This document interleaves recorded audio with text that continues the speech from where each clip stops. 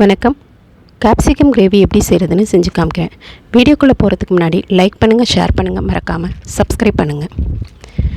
கடாய் சூடானோடனே 1 spoon அளவுக்கு எண்ணெய் சேர்த்துட்டு நான் capsicum 2 கலர் எடுத்திருக்கேன். ஒன்று எல்லோ கலரும் ஒன்று க்ரீன் எடுத்திருக்கேன். வெங்காயம், பெரிய வெங்காயம் இந்த மாதிரி சின்ன சின்னதாக கட் பண்ணி வச்சுருக்கேன். இது மூணையும் எண்ணெயில் ஒரு 3 நிமிஷம் நல்லா வதக்கி எடுத்துக்கலாம். இந்த கிரேவி சப்பாத்திக்கும் பூரிக்கும் ரொம்ப டேஸ்ட்டாக இருக்கும். நல்லா வதங்கிரும். பாருங்கள், நல்லா வதங்கிருச்சு. இப்போ அதை தனியாக எடுத்து வச்சுக்கலாம்.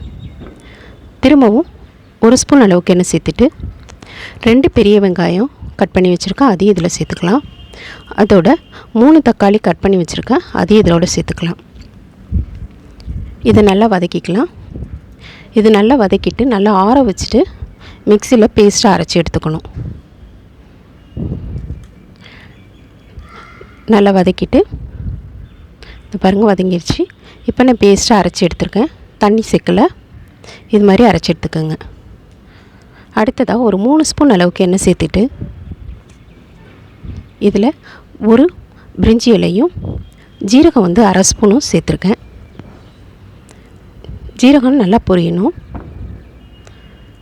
நல்லா பொரியும் போதே 1/2 ஸ்பூன் அளவுக்கு மிளகாத்தூள், நான் தனி மிளகாத்தூள் தான் சேர்த்துருக்கேன். இதை நல்லா லேசாக பொரிஞ்சு வரணும். இப்போ நம்ம அரைச்சி வச்சுருக்க அந்த வெங்காயம் தக்காளி அரைச்சி வச்சுருக்கோம்ல, அந்த பேஸ்ட்டை இதில் சேர்த்துக்குவோம். தேவைப்பட்டால் மட்டும் நம்ம தண்ணி சேர்த்துக்க போகிறோம். நல்லா வதக்கிக்குங்க. நல்லா கலந்து விட்டு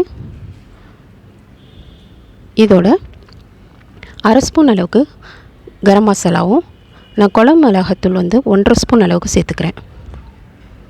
இதையும் நல்லா கலந்து விடுவோம். நல்லா கலந்து விட்டு இதை ஒரு 2 நிமிஷம் நல்லா வேக விடுவோம். 2 நிமிஷம் ஆயிடுச்சு. நல்லா கொதிக்குது பாருங்கள்.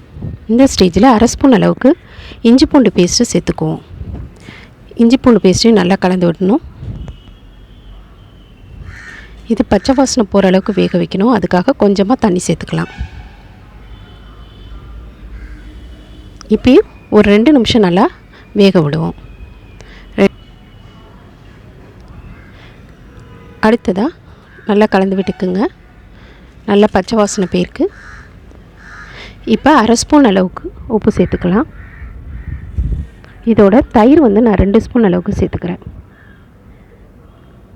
தயிர் சேர்க்குறதுனால நல்லா நம்ம கடையில் வாங்கி சாப்பிட்ற மாதிரியே இருக்கும் இந்த கிரேவி.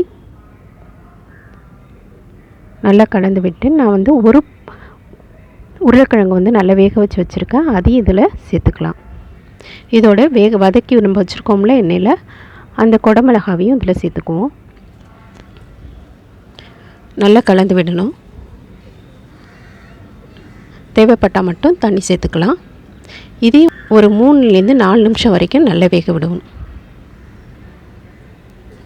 4 நிமிஷம் ஆயிடுச்சு பாருங்கள், ரெடி ஆயிடுச்சு. பச்சை வாசனை போய் நம்மள ஸ்மெல் நல்லாயிருக்கும். இதே மாதிரி நீங்களும் செஞ்சு பாருங்கள்.